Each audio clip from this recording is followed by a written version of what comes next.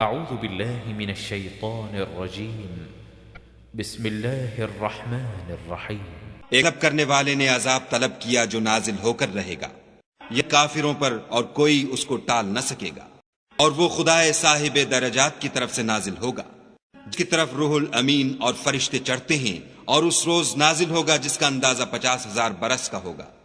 تم کافروں کی باتوں کو حوصلے کے ساتھ برداشت کرتے رہو، وہ ان کی نگاہ میں دور ہے، ہماری نظر میں قریب۔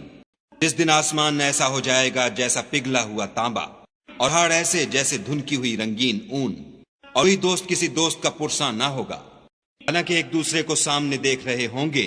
اس روز گناہگار خواہش کرے گا کہ کسی طرح اس دن کے عذاب کے بدلے میں سب کچھ دے دے، یعنی اپنے بیٹے اور اپنی بیوی اور اپنے بھائی اور اپنا خاندان جس میں وہ رہتا تھا، اور اپنے آدمی زمین پر ہیں، غرض سب کچھ دے دے اور اپنے تئیں عذاب سے چھڑا لے۔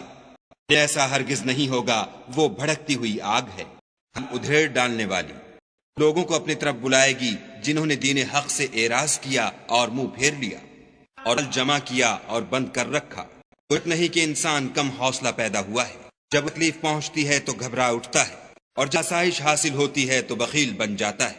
اگر نماز گزار نماز کا التزام رکھتے اور بلا ناغہ پڑھتے ہیں، اور ان کے مال میں حصہ مقرر ہے، یعنی مانگنے والے کا اور نہ مانگنے والے کا، اور روز جزا کو سچ سمجھتے ہیں، جو اپنے پروردگار کے عذاب سے خوف رکھتے ہیں۔ بے شک ان کے پروردگار کا عذاب ہے ہی ایسا کہ اس سے بے خوف نہ ہوا جائے۔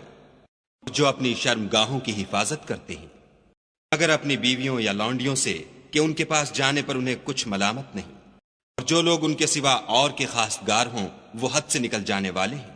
جو اپنی امانتوں اور اقراروں کا پاس کرتے ہیں، جو اپنی شہادتوں پر قائم رہتے ہیں، جو اپنی نماز کی خبر رکھتے ہیں، یہی لوگ باغ بہشت میں عزت و اکرام سے ہوں گے۔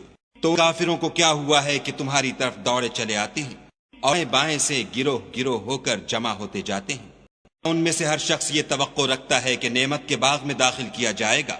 ہرگز نہیں، ہم نے ان کو اس چیز سے پیدا کیا ہے جسے وہ جانتے ہیں۔ ہمیں مشرقوں اور مغربوں کے مالک کی قسم کہ ہم طاقت رکھتے ہیں، یہ بات پر قادر ہیں کہ ان سے بہتر لوگ بدل لائیں، اور ہم عاجز نہیں ہیں۔ تو اے پیغمبر صلی اللہ علیہ وآلہ وسلم، ان کو باطل میں پڑے رہنے اور کھیل لینے دو، یہاں تک کہ جس دن کا ان سے وعدہ کیا جاتا ہے وہ ان کے سامنے موجود ہو۔ ان یہ قبروں سے نکل کر اس طرح دوڑیں گے جیسے شکاری شکار کے جال کی طرف دوڑتے ہیں۔ ان کی آنکھیں جھک رہی ہوں گی اور ذلت ان پر چھا رہی ہوگی۔ یہی وہ دن ہے جس کا ان سے وعدہ کیا جاتا تھا۔